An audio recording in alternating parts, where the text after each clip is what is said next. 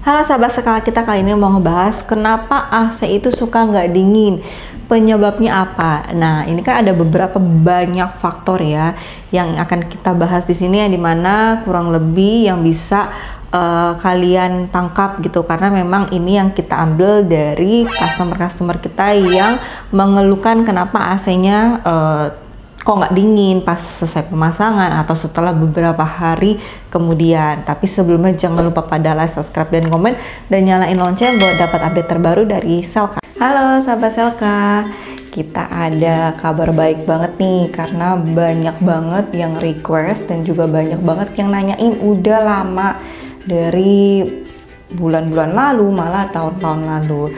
Jadi kita sekarang udah launching untuk Selka Clean. Jadi kalian kalau yang mau cuci AC itu bisa langsung ke website kita untuk belanja untuk cuci AC-nya dari yang setengah sampai 2,5 PK, khusus untuk AC split aja saat ini. Nah, kalian tuh udah bisa langsung belanja di website kita. Jadi kalian nanti akan search aja di website kita untuk ketik cuci AC. Nanti ada keluar pilihan untuk setengah 1 PK, 1,5 sampai 2,5 PK. Jadi kalian bisa pilih dan kuantitinya sesuai dengan yang kalian mau cuci di rumah, seberapa banyak AC yang ada kalian.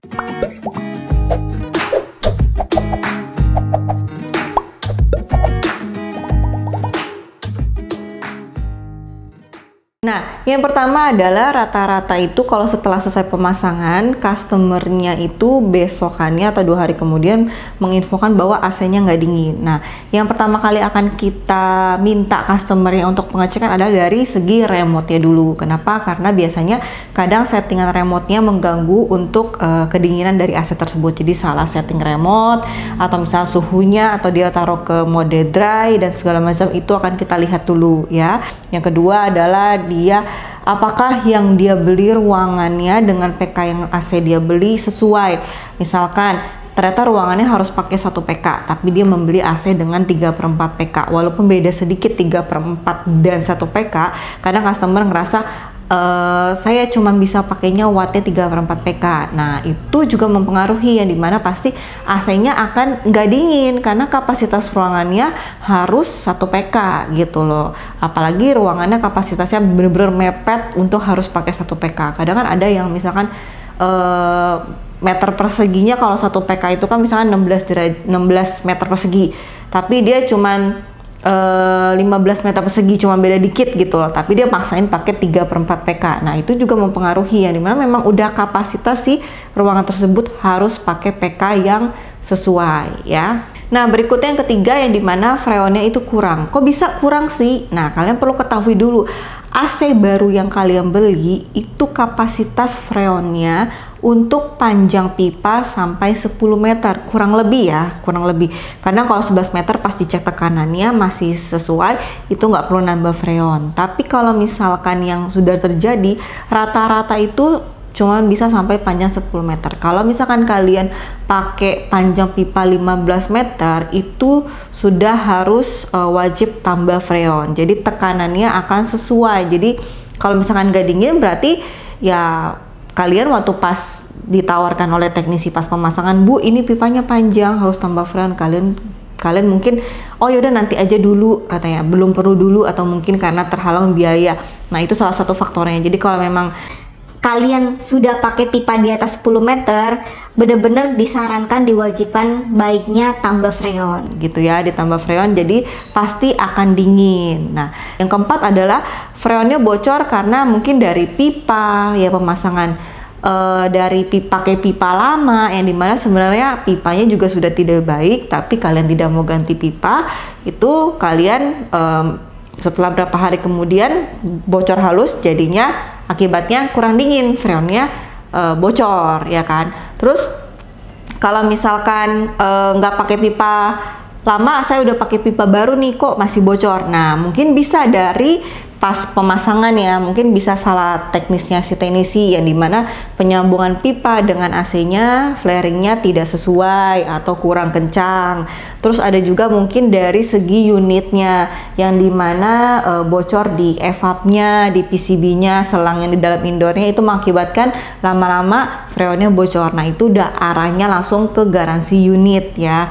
Karena kalau unit itu udah urusannya sama brand, tapi kalau pemasangan itu akan tanggung jawab dari toko tersebut selama garansi pemasangan itu masih berlaku. Nah, berikutnya itu kenapa AC juga bisa suka bocor? Pertama, kalau misalkan semuanya sudah oke dari pemasangan, pipa, unitnya, dan tambah freon itu sudah oke, kok bisa masih panas? Nah, itu biasanya faktor eksternal yang tidak bisa kita kontrol, seperti cuaca. Cuaca kita itu kadang ya lagi adem-adem, kadang kalau lagi panas ya panas banget, yang dimana kalau misalkan tidak dinginnya fluktuatif, dalam arti kemarin kok dingin, hari ini nggak dingin gitu. Karena dicek semua, mungkin memang lagi kadar panasnya di luar itu mempengaruhi yang dimana AC-nya nggak kekejar gitu loh. Jadi bisa aja memang lagi suhunya tinggi banget di 33 derajat, yang dimana sebenarnya normalnya Jakarta kita kan 31 sampai 32. Kalau kadang 33 sampai 34 itu mempengaruhi yang dimana bisa ruangan kita tuh jadi ikutan panas. Jadi AC-nya nggak bisa ngejar tuh untuk kedinginan. Jadi ya solusinya kalian pas lagi panas seperti itu suhunya diturunin. Biasanya normal pakai 24 25, ya kali ini harus pakai 22 23 begitu ya. Nah, berikutnya di mana dari segi pemasangan outdoornya. Nah, outdoornya itu ini lebih ke sisi teknisnya si teknisi. Tapi kalian sebagai customer juga perlu tahu bahwa pemasangan posisi outdoor itu tidak bisa selalu dipaksakan kemauannya customer. Kalau teknisi misalkan sudah menginfokan, Bu, ini outdoornya tuh nanti nggak ada sirkulasi loh. Maksudnya karena terlalu dempet dengan tembok sebelah, atau misalkan terlalu pendek ke bawah, naik dan depannya juga terlalu mepet, itu akan membuat si outdoornya panas gitu loh. Jadi itu bisa bikin si sirkulasi dia masukin keluar freon lagi ke indoornya itu jadi panas ruangannya, dan lama-lama kompresornya akan rusak, overheat gitu loh, karena memang tidak bisa mengeluarkan hawa panasnya keluar. Nah, makanya kalau misalkan kalian itu outdoor, jangan di tempat yang sempit lah, harus benar-benar sirkulasi udara dia bisa memutar. Berikutnya yang dimana juga ada customer yang suka ngomong, kok AC-nya udah nggak sedingin yang dulu ya. Nah itu banyak faktor juga, cuman yang paling sering terjadi adalah dimana pencucian AC, yang dimana harusnya itu maksimal 3 bulan sekali itu AC sudah harus kita cuci gitu ya. Tapi kalau kalian pakai setiap hari di atas 12 jam, 16 jam, itu saya sangat sarankan untuk 1 sampai 2 bulan sekali. Itu wajib, karena debu dan kotoran di dalam indoor itu sangat-sangat mempengaruhi penutupan si keluar anginnya, freonnya. Jadi pasti nggak akan dingin ya. Lalu faktor berikutnya, kok udah lama ya biasanya nggak dingin seperti biasanya, karena AC-nya juga mungkin sudah terlalu lama ya, mungkin rata-rata di atas 3 sampai 5 tahun, yang dimana sudah tidak baik kondisinya. Ya itu mungkin bisa dicek ke teknisi, ditanya, atau misalkan langsung kalau misalkan kurang percaya teknisi bulanan, boleh ke brand langsung, tinggal minta dicek aja apakah AC-nya ada bermasalah dan segala macam. Kalau masih garansi kan enak banget, bisa diganti kalau part-part yang memang ternyata ada rusak ya.